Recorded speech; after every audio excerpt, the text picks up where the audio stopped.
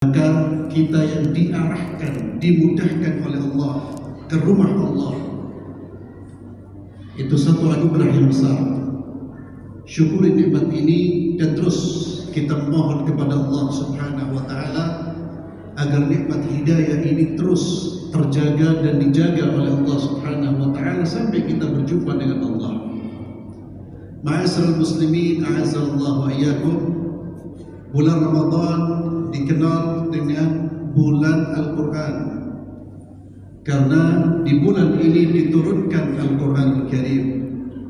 Allah Azza wa Jalla berfirman, a'udzu billahi minasyaitonir rajim, syahrul ramadan alladzi unzila fihi al-Quran.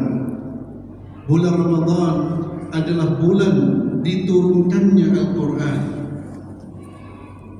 Dan Nabi kita Muhammad sallallahu alaihi wasallam setiap malam di bulan Ramadan melaksanakan tadarus, yatadaras dengan malaikat Jibril setiap malam di bulan Ramadan.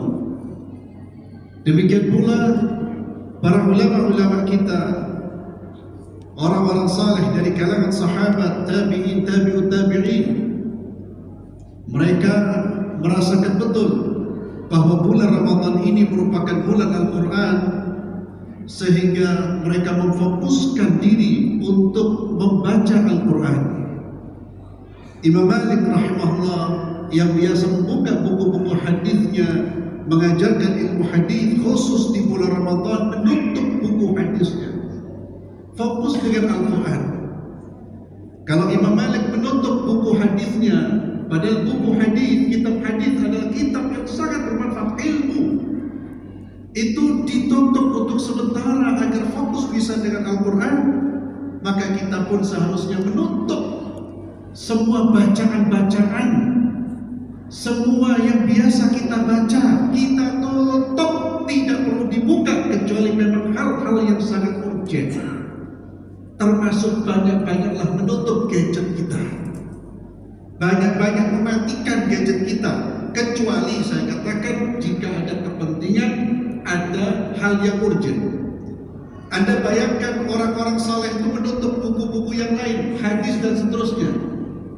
Apalagi kita, mereka fokus dengan Al-Quran dan cerita, berita, riwayat bagaimana mereka berinteraksi dengan Al-Quran itu luar biasa, sangat-sangat luar biasa. Salah satunya kita sering mendengar Imam Syafi'i rahimahullah di dalam bulan Ramadan mengkhatamkan berapa kali? Setiap hari dia mengkhatamkan 2 kali. Berarti di bulan Ramadan 60 kali. Jadi tentunya disesuaikan dengan kondisi aktivitas kita, atau disesuaikan dengan aktivitas kita.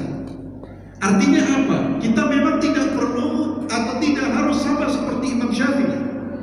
Tapi yang kita perlu ambil adalah ruh, semangatnya.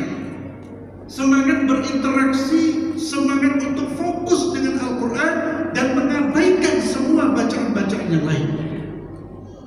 Ini bulan Al-Quran Al-Karim.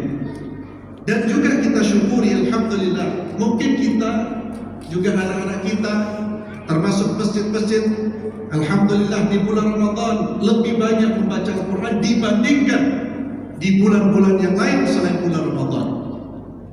Ini perlu kita syukuri dan harus kita syukuri dan terus kita tingkatkan.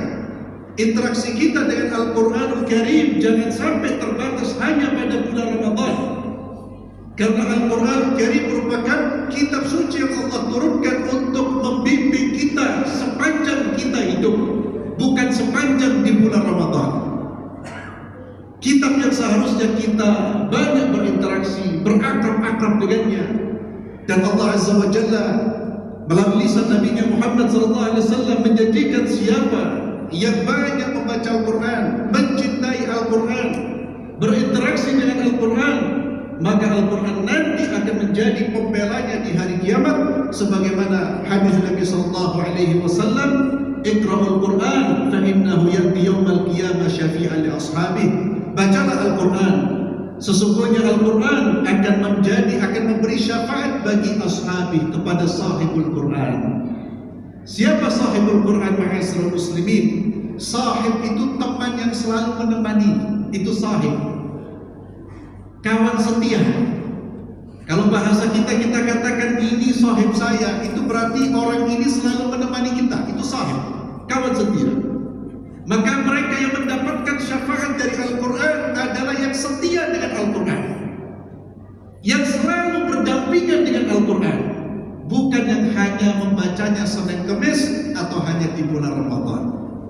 Bulan Ramadan ini kita jadikan bulan untuk membentuk karakter cinta Quran. Yang karakter ini akan mendorong kita berinteraksi dengan Al-Quran sepanjang tahun sampai kita berjumpa dengan Allah Subhanahu wa Ta'ala. Bagaimana kita tidak berinteraksi dengan Al-Quran? Al-Quran adalah kalam Allah, firman Allah, firman Tuhan kita, petunjuk Tuhan kita. Dan ma'asyiral muslimin, apa yang kita baca, maka lanjutkan dengan aktivitas tadabbur, tafakkur. Jangan berhenti pada membaca Al-Quran.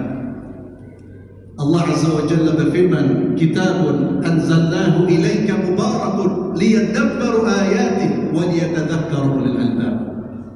Allah menjelaskan Al-Quran ini, anzalnahu ilaika, kami turunkan kepadamu ya Muhammad sallallahu alaihi wasallam. Untuk apa? Liyadabbaru ayatih, untuk ditadabburi ayat-ayatnya.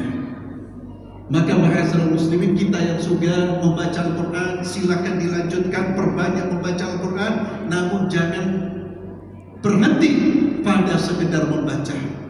Harus ada waktu-waktu kita tadabbur dengan ayat-ayat Allah.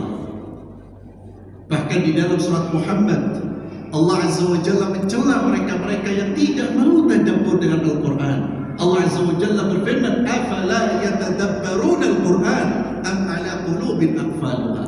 Apakah mereka tidak mau tadabbur, mentadabburi Al-Quran, ataukah hati mereka sudah terkunci, kata Allah. Oleh karena itu ma'asyiral muslimin, bacaan kita tingkatkan dengan mentadabburi. Mentadabburi itu artinya kita menggali apa pesan dari ayat-ayat yang kita baca, apa petunjuk yang ada di dalam pesan-pesan yang kita baca ini. Itu namanya tadabbur, bukan hanya sekedar membaca terjemah. Tadabbur itu kita bertanya, apa pesan Allah kepada saya? Setiap ayat pasti ada pesan-pesan Allah kepada kita, karena ini kitab suci yang Allah turunkan sebagai pembimbing kita. Semua ayatnya itu adalah ayat yang berisi bimbingan. Maka tadabbur adalah kita bertanya, apa pesan dari ayat ini? Naam, tidak perlu kita tadabbur sehari banyak-banyak, jangan. Sehari cukup 5 ayat, maksimal 10 ayat setiap hari, kontinu. Dan alhamdulillah sekarang kitab-kitab tafsir, masya Allah, sudah diterjemahkan. Bahkan di aplikasi gadget kita itu ada aplikasi yang insya Allah terpercaya, dikelola oleh ustadz-ustadz, dokter-dokter yang terpercaya. Kita tinggal membaca, artinya itu membantu tadabbur ma'asyiral muslimin. Minimal 1 hari 5 ayat kita mentadabburi Al-Quran. Jangan sampai kita menutup usia kita belum pernah kita mentadabburi Al-Quran. Kita sudah membaca beratusan ribuan buku dengan penuh tadabbur, tapi kitab Allah yang menjadi petunjuk tidak pernah kita kaji isinya, tidak pernah kita tadabburi. Ma'asyiral muslimin, mari kita jadikan Ramadan ini sebagai bulan kita membiasakan diri berinteraksi dengan Al-Quran. Tidak hanya sekedar membaca, mari kita juga mentadabburi isinya.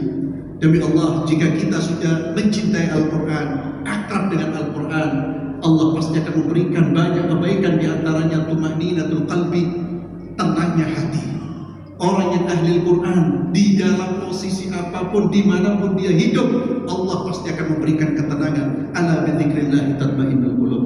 Ketahuilah, hanya dengan mengingat Allah, hati menjadi tenang. Dan pengingat yang mengingatkan kita kepada Allah yang paling agung adalah kitab Allah, Al-Quranul Karim.